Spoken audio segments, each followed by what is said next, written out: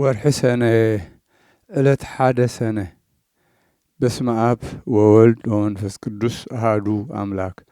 ወርሒ ሰነ ብሩኽ መዓልቱ 15 ሰዓት እዩ። ካብኡ እናጎደለ ይኸይድ። በዛ ዕለት እዚኣ ንናይ ቅዱስ ለውንቲዮስ ናይ ሃገረ ሶርያ ቅዳሴ ቤተ ክርስቲያኑ ኣብኡ ዝተራእዩ ተኣምራት እውን ዝዝከረሉ ዕለት እዩ። ንሱ ድማ ቅዱስ ለውንቲዮስ ብ21 ሐምለ ኣብ ሃገረ ጠራብሎስ ሰማዕትነት ተቐበለ። ካብቶም ዓበይቲ መኳንንቲ ሰይቲ ሓደ ገዛእ ዝኾነ ሰበይቲ መጺኣ ነቶም ወተሃደራት ብዙሕ ገንዘብ ከፊላ ንስጋ ቅዱስ ለውንቲዮስ ወሲዳ ብናይ ሰብኣያ ልብሲ ወርቂ ጌራ ገነዘቶ። ኣብ ሳንዱቕ ኣእትያ ኣብ ገዛኣ ኣቐመጠቶ። ኣብ ቅድሚኡ ስእሉ ኣስኢላ ከዓ ናይ መብራህቲ ቀንዲል ሰቐለት። በቲ እዋን እቲ ኣብ ልዕሊ መስፍን ሰብኣያ ዲዮቅልጥያኖስ ተቖጢዑ ኣብ ሃገር አንጾኪያ ኣብ ቤት ማእሰር ተዓጽዎ። እዛ ሰበይቲ ንስጋ ቅዱስ ለውንቲዮስ ኩሉ ጽቡቕ ዝኾነ ጌራ ብልብሲ ወርቂ ኣኽቢራ ስለ ዝገነዘቶ ምእንቲ እዚ ናይዚ ጽቡቕ ግብራ ጽቡቕ ዋጋ ክትቅበል ስለ ዝፈቐደላ ንሱ ከዓ ካብ እግዚኣብሔር ብዝተዋህቦ ጸጋ ንሰብኣያ ካብ ቤት ማእሰርቲ ኣውፅኦ። ወሲኹ ድማ ኣብቲ መጻኢ ዓለም ጽቡቕ ክገብረላ ስለ ዘለዎ ምእንተኣ ናብ ቅድሚ ክርስቶስ ለመነ። ምስጋና ንዑ ይኹን። ሽዑ በታ ለይቲ እቲኣ ቅዱስ ለውንቲዮስ ነቲ መስፍን ሰብኣያ ብኣምሳል ፈረሰኛ ተራእዮ። እቲ መልክዑ ዝበርህ ዝለበሶ ክዳኑ ከዓ እቲ መስፍን ዝፈልጦ ኣብ ኢድ ሰበይቱ ዘሎ ክዳኑ ኮይኑ ተራእዮ። እቲ ፈረሰኛ ቅዱስ ለውንቲዮስ ከዓ ነቲ መስፍን ኣይትሕዘን፣ ኣይትተክዝ፣ ጽባሕ ክትወፅእ ኢኻ፣ ኣብ መኣዲ ንጉሥ ከዓ ክትበልዕ ኢኻ፣ ናብ ቤት ከዓ ብሰላም ክትከይድ ኢኻ በሎ። እቲ ገዛእ ከዓ ብዛዕባ እዚ ብዙሕ መንክራት ነቲ ፈረሰኛ ብዝረኣዮ ብዛዕባ እቲ ናብኡ ዘንጸባርቕ ብርሃን ብዛዕባ እቲ ቤት ማእሰርቲ ተዓጽዩ ከሎ ናብኡ ምእታው ብዛዕባ እቲ ናቱ ልብሲ ወርቂ ኣብ ገዝኡ ዝገደፎ ብኹሉ ሰንበደ ተገረመ። ድሕሪ እዚ እቲ ፈረሰኛ ካብኡ ተኸወለ። ብለይቲ ናብ ንጉሥ ከይዱ ድማ ነቲ ንጉሥ ኣብ መደቀሲኡ 2-3 ግዜ ብእግሩ ረጊጹ ኣበራበሮ። ንጉሥ ዲዮቅልጥያኖስ ከዓ ነቂሑ ንቅዱስ ለውንቲዮስ ረኣዮ እሞ ፈርሄ። ኣጸቢቑ ከዓ ሰንበደ። እዚ ቅዱስ ከዓ ንንጉሥ ከምዚ በሎ፣ ምድሪ ምስ ወግሐ ንመስፍን እገሌ ካብ ቤት ማእሰርቲ ኣውፃእዮ፣ ኣኽብሮ ድማ ናብ ገዝኡ ከዓ ኣፋንዎ፣ ከይትጠፍእ ሕማቕ ሞት ከይትመውት በሎ። ንጉሥ ከዓ ካብኡ ፈሪሁ ቀጥቀጥ በለ። ወጎይታይ ኩሉ ከምቲ ዝኣዘዝካኒ ክገብር እየ በሎ። ምስ ወግሐ ንጉሥ ልኡኻት ሰዲዱ ነቲ መስፍን ካብ ቤት ማእሰርቲ ኣውፅኦ። ዓብዪ ክብሪ ኣኽበሮ። ጽቡቕ ኣልባሳት ከደኖ። ኣብ መኣዱ ምስኡ ኣቐመጦ። እቲ ፈረሰኛ ከም ዝተራእዮ ነገሮ። መስፍን ከዓ ሰሚዑ ኣጸቢቑ ተደነቐ። ንጉሥ እቲ ኩሉ ዝኾነ ብናይቲ መስፍን ስራይ ዝተገብረ እዩ ኢሉ ሓሰበ።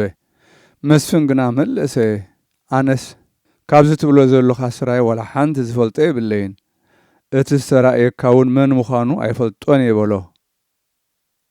ንጉሥ ከዓ ሕማቕ ዘረባ ክዛረቦ ፈጺሙ ይደፈረን። ምክንያቱ በቲ ዝረአዮ ራእይ ኣጸቢቑ ስለ ዝፈርሄ እንታይ ደኣ ብዓብዪ ክብሪ ናብ ሃገሩ ኣፋነዎ። እቲ መስፍን ኣብ መገዲ ክኸይድ ከሎ መልኣክ እግዚኣብሔር በምሳል ቅዱስ ለውንቲዮስ ተራእዮ። ምስኡ ይዛረብ ነበረ። ክሳብ ሃገር ጠራብሎስ ዝበጽሕ ድማ ኣጸናንዖ። እቲ ኣብ ዓዲ ምስ ኣተወ ከዓ ካብኡ ተሰወረ። እቲ መስፍን ናብ ገዝኡ ምስ ኣተወ ንቤተሰቡ ሰላም በሎም። ኣብ ማእሰርቲ ከሎ እቲ ፈረሰኛ ልብሲ ወርቂ ለቢሱ ከም ዝተራእዮ ካብ ቤት ማእሰርቲ ንኸውፅኦ ከም ዝመሓለሉ ደጊሙ ድማ ልብሲ ወርቂ ተኸዲኑ ኣብ መንገዲ ከም ዝተራእዮ ኣዘንተወሎም። ሰበይቱ ከዓ ንሱ ቅዱስ ለውንቲዮስ ከም ዝኾነ ፈለጠት። ሰብኣያ ከዓ ምስ ረኣኻዮስ ተለልዮ ዶ በለቶ። ንስኻ እወ እለልዮ በላ ካብኡ ናብቲ ስእሊ ለውንትዮስ ዘለዎ ቦታ እተወቶ ምስ ረኣዮ ከዓ ንሱ እወ እቲ ዝተራእየኒ በላ ካብኡ እቲ ሬሳ ቅዱስ ለውንትዮስ ዘለዎ ሳንዱቅ ከፈተቶ እሞ ንሱ ከዓ እቲ ናቱ ልብሰ ወርቂ ለቢሱ ረኣዮ መሸፈኒ ገጹ ቀሊዑ ምስ ረኣዮ ከዓ እቲ ኣብ ቤት ማእሰርቲ ዝተራእዮ ንሱ ከም ዝኾነ ኣረጋገፀ እዚ መስፍን ብዛዕባኡ መን እዩ ንሱ ኢሉ ንሰበይቱ ሓተታ ንሳ ከዓ ገድሊ ናይ ቅዱስ ለውንትዮስ ኩሉ ነገረቶ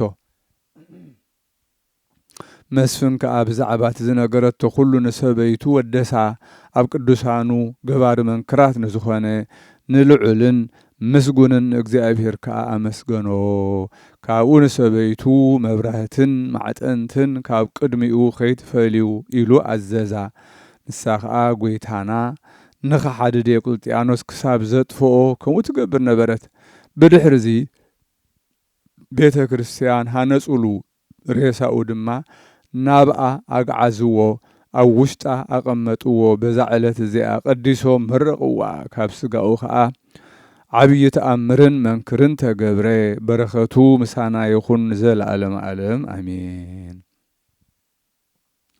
ሰላም ለለውንትዮስ ጸዋርየ መቅሰፍት በነፍሱ እስከ ተበልዓ ስጋሁ ወእስከ ተበጽለ ማእሱ ድህረ ተኣተተ እምድር ለዲዮቅልጥያኖስ ንግሱ በዛቲ ዕለት ቤተ ክርስቲያኖ ቀደሱ ወአጽምቲሁ ባህርያተ ውስቴታ አፍለሱ።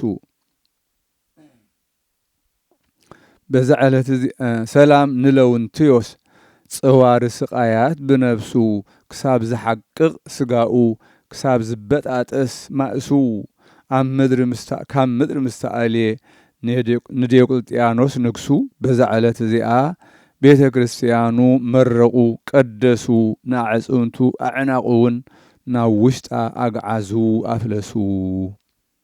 በዛ ዕለት እዚኣ ንዮሴፍ ወዲ ያዕቆብ እስራኤልን ኣስኔት ሰበይቱን መዘከርታኦም እያ። በረኸቶም ምሳና ትኹን ንዘለዓለም ዓለም አሜን።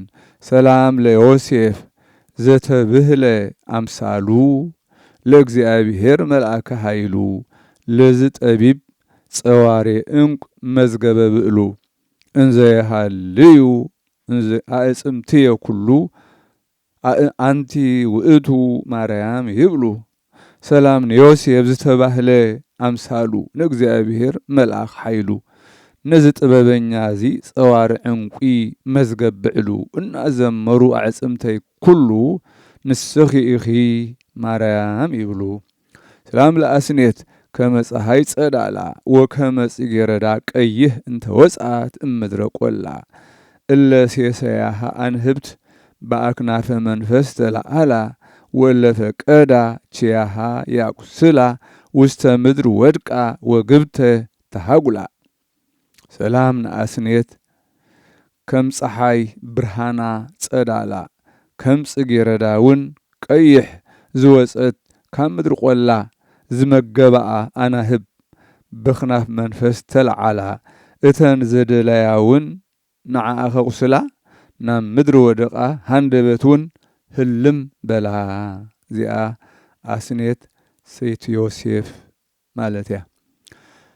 በዛ ዕለት እዚኣ ንሰማእታትን ቶማስ ሊቀ ጳጳሳት ናይ እስክንድርያን መዘክርታኦም እያ።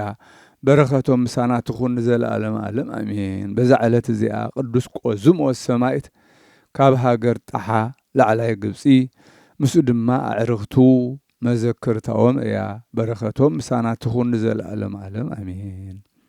በዛ ዕለት እዚኣ ንቅዱስ ቢፋሞን ሰማዕትን ተጋዳላይን መዘክርታው እያ።